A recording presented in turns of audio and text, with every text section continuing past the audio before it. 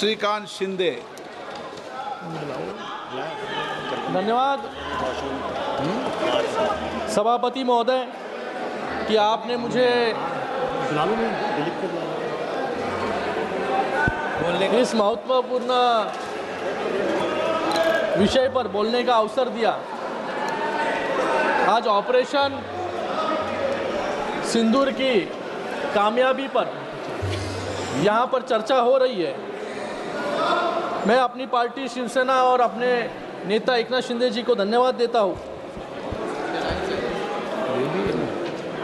और आज मैं यहाँ पर सेना को बहुत बहुत धन्यवाद देता हूँ कि आज सेना ने जो ऑपरेशन सिंदूर, सर देखिए हाउस ऑर्डर में लाइए सर। 1.5 लाख रुपया दे के आया हूँ। एक दिन के लिए आपकी अंतरात्मा मर चुकी है क्या? Nobody is speaking. मैं 1.5 लाख रुपया एक दिन के लिए आया हूँ जवाहर जेल से यहाँ तक। मुझे बोलने दीजिए, मैं कश्मीरी हूँ। ऑपरेशन सिंदूर मेरे इलाके में लड़ा गया, लाशें मेरी गिरी। सर देखिए उधर खड़े सब देखूंगा तो और क्या करूँगा? विशाल बोलिए शिंदे जी, बोलिए शिंदे जी प्लीज। ऑर्डर में सर प्लीज बैठिए।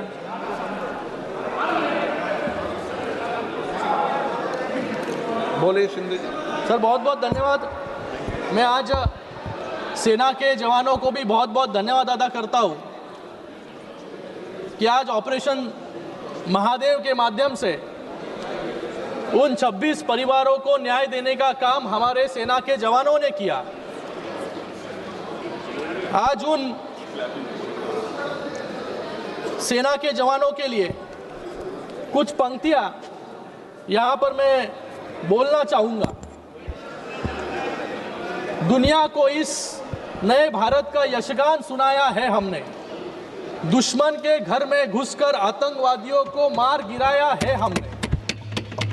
धर्म पूछकर बहनों का सिंदूर मिटाया था तुमने। उसी सिंदूर को बारूद बनाया है हमने। हर देशवासी के दिल में देशभक्ति की ज्वाला जलती है। हर देशवासी के दिल में देशभक्ति की ज्वाला जलती है। यहाँ योमिका और सोफिया जैसी भारत की बेटियां लड़ती है। पहलगाम का बदला लेकर दुनिया को ये बता दिया, भारत पर हमला करने की कीमत कितनी भारी पड़ती है। आज मैं हमारे सेना के जवानों का त्रिवार अभिनंदन करता हूं, उनको धन्यवाद देता हूं। सभापति ये क्या ठीक नहीं ना? ये ऑर्डर में सर, ऑर्डर में लाइए सर, ऑर्डर में लाइए। ठीक नहीं। माननीय सदस्यगण प्लीज बी सीटेड। माननीय सदस्यगण please be seated. Please be seated. माननीय सदस्यगण प्लीज बी सीटेड। माननीय सदस्यगण सभी को बोल रहा हूं, प्लीज बी सीटेड।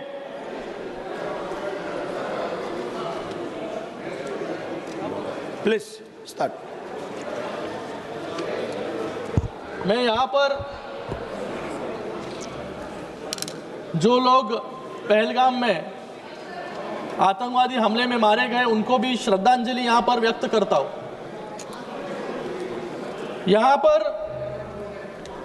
सभी लोग विपक्ष के इंटेलिजेंस फेलियर के बारे में बात कर रहे थे। पूछ रहे थे कि आतंकवादी कैसे आए, कहां से आए, उस आतंकवादियों का क्या हुआ। आज आतंकवादियों का अरे त्याच्यातून आता मॅच्युअर व्हा, वरती या, सभागृहामध्ये आले, पार्लिमेंटमध्ये आले, महापालिकेत नाही आता। तो आज इंटेलिजेंस फेलियर के बारे में यहाँ पर बहुत बात हो रही है। मुझे इनको सवाल पूछना है कि 2006 में जो बम ब्लास्ट हुए, वो बम ब्लास्ट के आरोपी कहां से आए थे। परसों ही मुंबई हाई कोर्ट ने 2006 में जो बम ब्लास्ट में इनकी जब सरकार थी, 2006 में जब इनकी केंद्र में भी सरकार थी, राज्य में भी सरकार थी, जहां पर 127 लोग मारे गए, वो 127 लोगों को जिसने मारा उसको मुंबई हाई कोर्ट ने बाइज्जत बरी कर दी। मतलब एक इन्वेस्टिगेशन भी इन लोग सीधे से कर नहीं पाए। इसका जिम्मेदार कौन है? और यहां पर ये उठकर पूछ रहे हैं कि पहलगाम में आतंकवादी कहां से आए। अरे आतंकवादी आए, उनका पता लगाया और आतंकवादियों को मार गिराने का काम भी आज किया। लेकिन 2006 में जो 127 लोग मारे गए, वो परिवार आज भी न्याय की गुहार लगा रहे हैं। उनको न्याय कौन देगा? उनको न्याय कब मिलेगा? 2006 हुआ, फिर उसके बाद शाहिद लतीफ, आपको याद रहेगा, आपने यहां पर कहा कि टीआरएफ ऑर्गेनाइजेशन ने कितने आतंकी हमले किए। लेकिन मैं इनको पूछना चाहूंगा, जो शाहिद लतीफ और उसके साथ 25 आतंकवादियों को जो लिस्टेड टेररिस्ट थे, एलईटी के, जैश ए मोहम्मद के, हिजबुल मुजाहिदीन के, उनको छोड़ने का काम किसने किया? जिसने फिर पठानकोट पर हमला किया। ये शहीद लतीफ को छोड़ा क्यों? हमारे गृह मंत्री ने यहां पर कहा कि पोटा का कायदा हमारी सरकार लेकर आई, लेकिन वो पोटा का कायदा रद्द करने का काम, रिपील करने का काम किसने किया? कांग्रेस ने किया। इसलिए इतने आतंकवादी हमले जो देश पर हुए, वो ये पोटा का कायदा रद्द होने के कारण यहां पर किए। यहां पर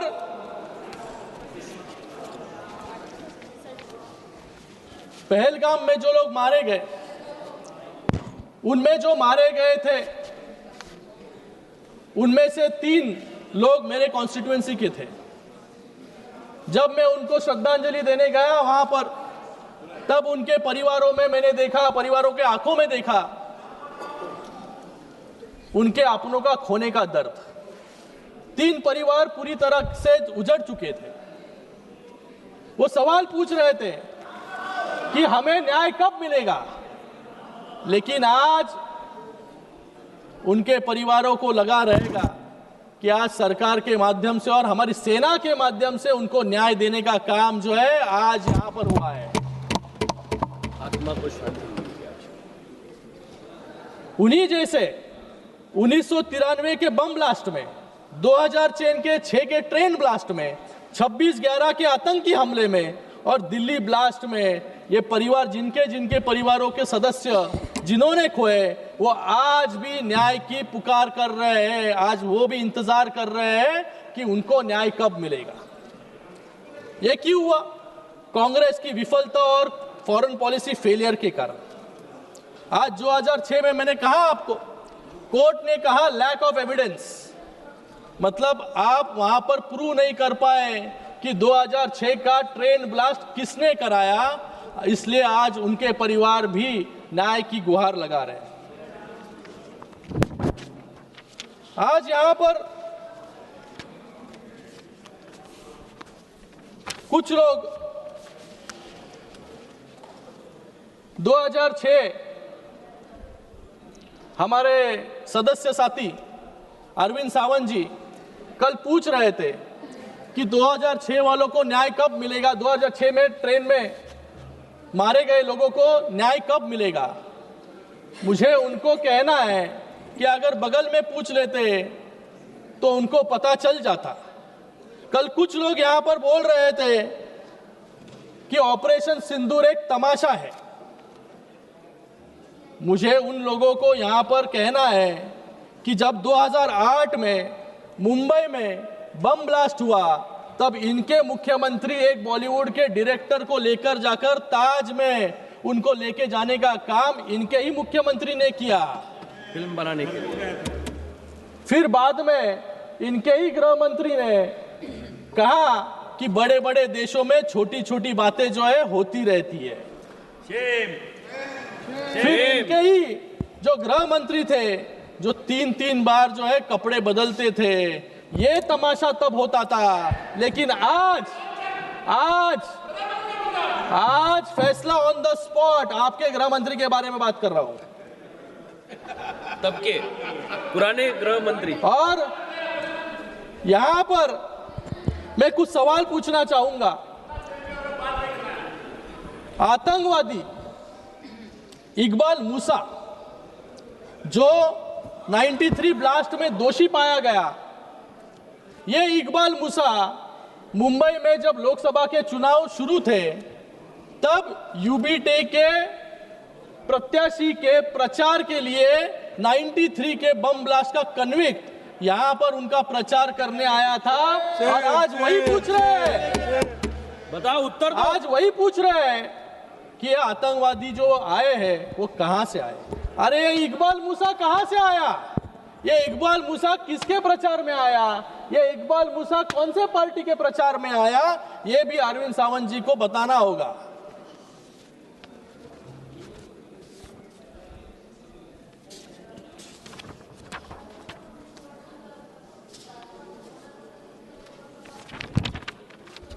आज यहां पर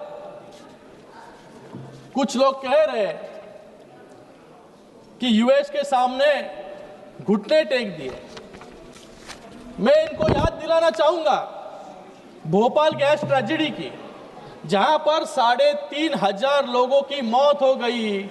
वो हत्यारा जो एंडरसन था, वो एंडरसन को अमेरिका में भगाने का काम किसने किया? इनकी कांग्रेस की सरकार ने किया। वो भी सरकारी विमान में बिठाकर। बोफर्स घोटाले में जो कोतरोची था उसको देश के बाहर भगाने का काम किसने किया? इनकी सरकार ने, कांग्रेस ने किया। आज इनके अलग अलग नेता यहां पर अलग अलग बातें कह रहे हैं। परसों ही इन्होंने कहा कि होम ग्रोन टेररिज्म पे बात की कि आपके पास क्या सबूत है कि ये जो पहलगाम में टेररिस्ट आए थे वो पाकिस्तान से आए थे। मतलब आज इनका सवाल सीधे सीधे भारतीयों पर है। मतलब भारत में आज आतंकवादी पैदा हो रहे हैं, ऐसा इनका कहने का अर्थ है। इन्होंने ही पहले कहा था सैफरन टेररिज्म, मतलब टेररिस्ट को भी धर्म के भेद पर डिस्टिंग्विश करने का काम भी इनके ही नेता ने किया। और आज उनके ही नेता पाकिस्तान को क्लीन चिट देने का काम भी यहां पर कर रहे हैं। और इनके और एक नेता मणिशंकर जी, उन्होंने तो याकूब मेमन जो 1993 के बम ब्लास्ट धमाके में सैकड़ों लोगों की जिसने जान ली, उसके मर्सी पिटीशन पर भी साइन करने का काम इनके नेता ने किया, जिसका नाम है मणिशंकर अय्यर। उन्होंने क्या कहा? हमें पाकिस्तान का सम्मान करना चाहिए क्योंकि वो न्यूक्लियर पावर है। फिर उसके बाद यासीन मलिक जिसने आतंकवाद कश्मीर में फैलाने का काम किया, उसको गेस्ट ऑफ ऑनर बनाकर प्रधानमंत्री के बाजू में बगल में बिठाने का काम भी इनके ही सरकार ने किया। शाहिद लतीफ के बारे में मैंने कहा यहाँ पर कि 25 आतंकवादियों के साथ शाहिद लतीफ को जब छोड़ा गया, वही शाहिद लतीफ फिर से आकर पठानकोट पर हमला करने का काम भी शाहिद लतीफ ने किया। ये तो ड्रेडेड टेररिस्ट थे, कोई लश्कर तोयबा का था, कोई मुजाहिदीन का था, कोई जैशे मोहम्मद का था। आप जानते हुए भी आपको दोस्ती पाकिस्तान के साथ बढ़ानी थी, इसलिए इतने सब टेररिस्ट को खुलेआम छोड़ने का काम आपने किया। अगर आप नहीं छोड़ते तो ये हमले जो है ये नहीं होते। जब भी आपको लगे सुनाइए। कांग्रेस ने तब दोस्ती के नाम पर चीन को अक्साई चीन भेंट कर दिया। दोस्ती के नाम पर कोको द्वीप समूह म्यांमार को दे दिया। दोस्ती के नाम पर जब 1948 में जब हमारी सेना ने पूरे पाकिस्तानी कबालियों को, ट्राइबल आर्मी को खदेड़ दिया था, तब भी जाके आपने युद्ध विराम लगाने का काम किया, जो बायलैटरल इशू था उसको इंटरनेशनल बनाने का काम आपने ही किया। और आज आप ही पूछ रहे हो कि पीओके कब लोगे। अरे पीओके देने का काम तो आपने किया, ये पाप आपने किया।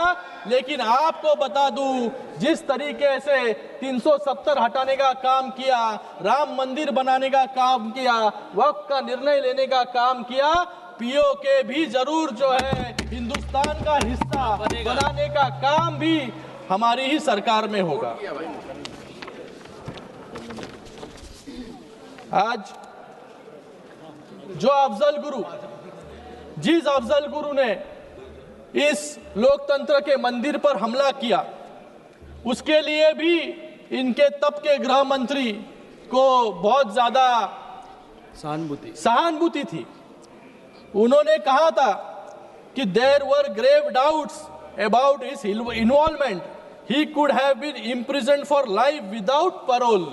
मतलब जिसने इस लोकतंत्र के मंदिर पर हमला किया, उसकी सजा कम करने की मांग भी इनके ही सरकार ने और इनके ही नेता ने किया। ये सब ये भूल गए। लेकिन जब प्रणब मुखर्जी राष्ट्रपति बने, तब बाला साहब ठाकरे ने उनको कहा कि पहला काम आप कीजिए, ये जो अफजल गुरु है उसको फांसी की सजा देने का काम राष्ट्रपति जी को कहा बाला साहब ठाकरे जी। लेकिन इन्होंने हर एक आतंकवादी को बरी करने का काम, हिंदुस्तान से बाहर भेजने का काम इन्होंने किया। मैं यहां पर एक डेलीगेशन का भाग भी था, एक डेलीगेशन को मैंने लीड भी किया। सबसे युवा सांसद था इस डेलीगेशन को लीड करने वाला। मैं इसके लिए प्रधानमंत्री नरेंद्र मोदी जी का, अमित शाह जी का और एक्सटर्नल अफेयर्स मिनिस्टर जी का भी धन्यवाद अदा करता हूं कि आज उन्होंने एक डेलीगेशन लीड करने का मौका मुझे दिया। और यहां पर सब लोग कह रहे थे कि ये डेलीगेशन जो भेजे गए, उस डेलीगेशन को मिला क्या, किस प्रकार से रिस्पॉन्स लोगों का मिला, आपको वहां पर कौन मिला। मैं आपको बताना चाहूंगा कि हमारा डेलीगेशन यूएई गया और बाकी 3 अफ्रीका देशों में गया। सर मैं अकेला हूं स्पीकर, 3 अफ्रीकी देशों में गया। वहां पर हमें प्राइम मिनिस्टर उस देश के प्रेसिडेंट, उस देश के फॉरेन अफेयर मिनिस्टर, ये सब मिले और सभी ने भारत के साथ संवेदना प्रकट करने का काम भी किया। उसमें से दो देशों ने अपने सभागृह में इन पहलगाम में मारे गए लोगों को श्रद्धांजलि अर्पित करने का काम भी किया और इस हमले को कंडेम करने का काम भी 2 सभागृह में और 2 देशों ने किया। यह है भारत की फॉरेन पॉलिसी की सफलता। और सभी जगह पर हम गए, सभी देशों ने कहा कि भारत एक ऐसा इनिशिएटिव ले रहा है जो टेररिज्म के खिलाफ सारे दुनिया को सेंसिटाइज करने का काम कर रहा है। क्योंकि ये टेररिज्म सिर्फ भारत तक सीमित नहीं है, ये टेररिज्म सिर्फ क्रॉस बॉर्डर टेररिज्म नहीं है, टेररिज्म पूरे दुनिया में फैल चुका है। और इस टेररिज्म के खिलाफ इस टेररिज्म के खिलाफ पूरे देश को एक साथ एक प्लेटफॉर्म पर लाने का काम, एक इनिशिएटिव लेने का काम भारत ने किया। वहां पर देखिए सराहना करने का काम प्रत्येक देश ने किया। कुछ लोग ने यहाँ पर कहा कि कुछ लोग हॉलिडे ट्रिप पर गए। मुझे इन लोगों को कहना है कि आपके भी सदस्य इस डेलीगेशन को लीड कर रहे थे, उनसे जाकर पूछिए कि आप हॉलिडे ट्रिप पर गए थे या देश का पक्ष रखने गए थे। हम जो देश में गए थे, जो देश कॉन्गो अफ्रीका में, जहां पर सिविल वॉर चल रहा है, जहां पर हम पहुंचने के 1 हफ्ते पहले एक जन को गोली मारकर उसकी हत्या कर दी गई थी, ऐसे देशों में भी हम गए जहां पर येलो फीवर जैसी बीमारी थी, जहां पर मंकी पॉक्स जैसी बीमारी थी, वहां पर हमारा डेलीगेशन गया। सर उस डेलीगेशन में ईटी बशीर मोहम्मद जैसे 79 ईयर ओल्ड सांसद भी थे, वहां पर अहलुवालिया जैसे सीनियर मोस्ट डिप्लोमेट भी थे। ये वहां पर छुट्टी मनाने नहीं गए थे, वहां पर भारत का पक्ष रखने गए थे। इसलिए 2 सभागृह में मुझे संबोधन करने का अवसर वहां पर मिला और वो दोनों सभा, चारों देश भारत के साथ खड़े हुए। कुछ आप लोग यहाँ पर समाप्त डिप्लोमेसी कीजिए, के please। खत्म कर रहा हूँ सर, समाप्त कीजिए। कुछ लोग यहाँ पर डिप्लोमेसी के बारे में बात कर रहे हैं। मैं उनको कहना चाहूंगा, diplomacy is not done over x. कुछ लोग कह रहे थे यहाँ पर प्रधानमंत्री एक्स पर भी व्यक्त नहीं हुए हैं। अरे प्रधानमंत्री उनके घर में घुसकर उनको पकड़कर मारने का काम जो है प्रधानमंत्री महोदय ने किया, उनके लिए मैं कहना चाहूंगा, diplomacy is not done over X, it's done face to face with leaders of free world. Diplomacy is not done in comforts of Luton's Delhi. It's done in high offices of foreign nations. Diplomacy is not shameful surrender of Sharm el-Sheikh. It's the success of nations standing in solidarity with you on their soils. Diplomacy is not speaking against terror in one's home turf. It's getting others to stand up, condemn and resolve support in their own constitutional houses, जैसे हम जो देशों में गए वहां पर हुआ। Finally, diplomacy is not asking party members of ruling alliance to represent India. It's bravely letting the honorable members in the opposition take India's stand to the world. इसे शशि थरूर जैसे लोगों को भी वहां पर डेलीगेशन लीड करने का अवसर मिला। सर खत्म कर रहा हूँ सर, एक मिनट, खत्म, एक मिनट, लास्ट मिनट सर। खत्म कर रहा हूँ। 30 सेकंड में समाप्त कीजिए आप। आधा कुछ मिनट लोग में, यहाँ पर- आधा मिनट। सर खत्म करो। कुछ लोग यहाँ पर डिफेंस पर सवाल उठा रहे थे, लेकिन आज आत्मनिर्भर भारत के अंडर में हमारा डिफेंस प्रोडक्शन जो 2013-14 में 46,000 करोड़ था, आज 1.25 लाख करोड़ हो चुका है। 174% की वृद्धि। आज डिफेंस एक्सपोर्ट जो 13-14 में 600 करोड़ था, आज 2024-25 में 23,000 करोड़ तक वो पहुंच चुका है। मेंबर सुश्री सैनी घोष, सर खत्म सुश्री सैनी घोष, खत्म नहीं, ऐसा नहीं होता। 20 मिनट, खत्म करने दो। 21 मिनट हो गया, 21 मिनट। आज हमारा 85 से स्पीकर है सर, अकेले स्पीकर है। 85 से ज्यादा देशों को वेपन सप्लाई करने का काम हमारा देश यहाँ पर कर रहा है। आज हम हथियार खरीदने वाले नहीं, हथियार लोगों को बनाने वाले और देने वाले भी हम बन चुके हैं। Thank you. अंत में लास्ट पंक्ति है सर। अंत में मैं सबको यही कहूंगा कि आज